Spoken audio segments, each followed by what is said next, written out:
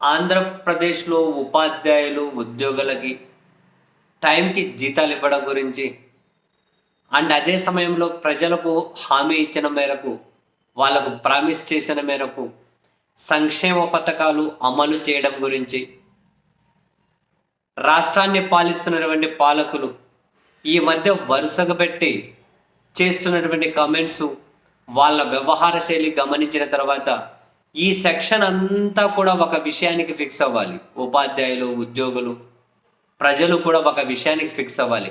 ఏంటది? వీళ్ళకు జీతాలు రెగ్యులర్గా రావు, వచ్చే అవకాశాలు ఖచ్చితంగా లేవు.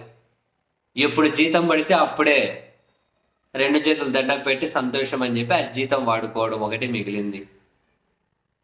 నెక్స్ట్ సంక్షేమ పథకాలు.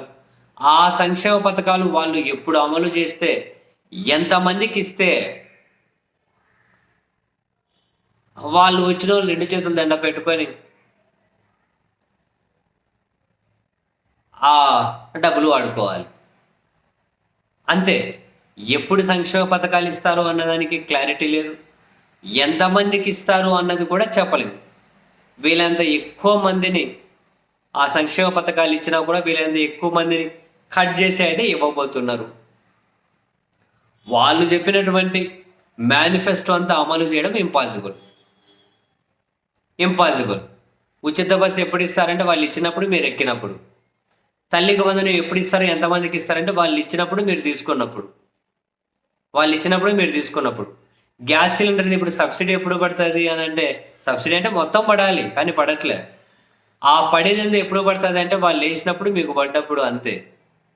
ఏది కూడా కమిటెడ్గా అదిగో ఈ డేట్కి ఇది పడుతుంది. జగన్మోహన్ రెడ్డి గారు సంక్షేమ పథకాల క్యాలెండర్ రిలీజ్ చేసి ఉండే, ఆ విధంగా ఈ డేట్కి ఇది పడుతుంది. ఒకవేళ అర్హత ఉండి ఎవరికైనా రాకపోతే వాళ్ళకి రెండో విడత ఇస్తుండే కదా ప్రభుత్వం. ఇప్పుడు అటువంటివి ఉండనే ఉండవు. వాళ్ళు ఏ సంక్షేమ పథకం అమలు చేస్తే ఆ సంక్షేమ పథకం ఎంతమందికి వస్తే అది తీసుకోవాలి, సంతోషపడాలి. ఏది కమిటెడ్గా మీరు అనుకున్నట్లయితే ఉండబోవట్లేదు. Very clear. మీరు చూడండి, ఎందుకయ్యా వాళ్ళకి ఉద్యోగస్తులకు టైంకి జీతాలు ఇవ్వట్లేదంటే మొత్తం జగనే కారణం, జగన్ పాలన వల్ల అట్లా అయిపోయింది. ఎందుకయ్యా సంక్షేమ పథకాలు అమలు చేయట్లేదంటే జగనే కారణం, జగన్ వల్ల అట్లా అయిపోయింది. మేము దాంతో నిలబెట్టే ప్రయత్నం చేస్తూ ఉన్నాం. జగన్ ఎట్లా కారణం? ఆయన వల్ల ఏమైపోయింది? ఆయన ప్రతి పథకము ఇచ్చారు కదా, ఆయన ప్రతిదీ అమలు చేశారు కదా. అప్పుల శాతం ఆయనతో పోలిస్తే వీళ్ళు ఎక్కువ చేశారని లెక్కలతో సహా బయటపడ్డాయి కదా. పోనీ వీళ్ళు ఈ 6 నెలల్లో 1,00,000 కోట్లకు పైగా అప్పు చేశారు కదా.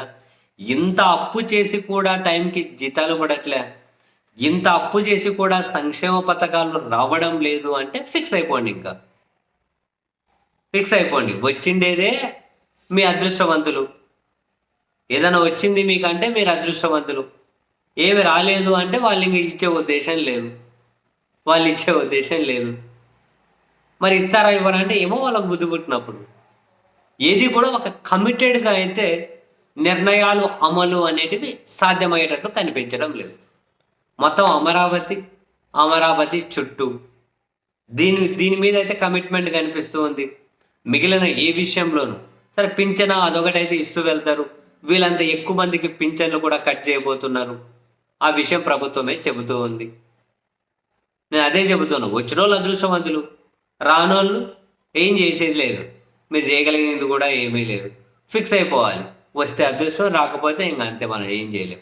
ఉద్యోగస్తులు అంతే, జీతం 1వ తేదీ పడ్డోళ్ళు అదృష్టవంతులు, 10వ తేదీ పడ్డోళ్ళు ఇంకా అంతే. వీళ్ళ దగ్గర ఏమన్నా మీకు అర్జెంట్ అవసరాలు ఉంటే బదులు తీసుకొని మళ్ళీ తీసుకోవాల్సి ఉంటుంది.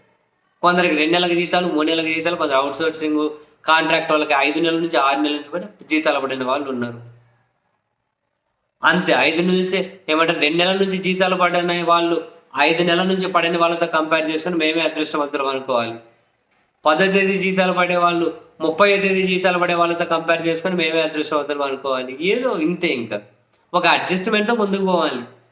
కాదు కూడదని చెప్పి మీరు ఆందోళన చెందినా, అసంతృప్తికి గురైనా ఇక్కడ అయ్యేది లేదు, పోయేది లేదు. ఫిక్స్ అయిపోండి అంతే. ఇదైతే నిజం.